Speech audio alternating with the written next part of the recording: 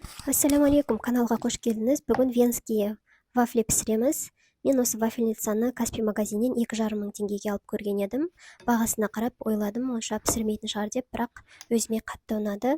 Бұл вафлиларды балаларға беруге болады печеньенің орнына, және қонақтар келгенде әртүрлі кремдер жағып, ягодалармен әсемдеп, жеміс-жидектермен дастарханға қойсаңыз әдемі болады.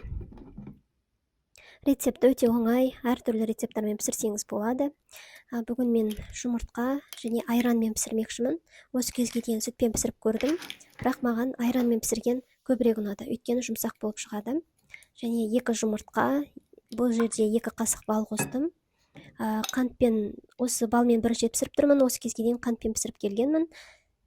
Балмен пісіргенде ұнады. 1 стакан айран, 2 жұмыртқа, 2 қасық бал және 3 қасық ұн қосып аласыз. Жақсылап араластырасыз. Қатты қою болмау керек, айтқанымдай сұйық болу керек.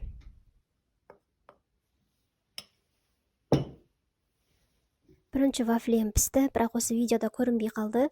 Бірінші вафлиді пісіріп болғаннан кейін мен үкіштен алманы өткізіп, қосып жібердім. Сіз банан немесе кез келген ягоданы, кез келген жеміс-жидекті қосып пісіріп алсаңыз болады. Және бұл жерде тек қана тәтті емес, сонымен қатар картошкамен неше түрлі тұзды қылып пісірсеңіз де болады.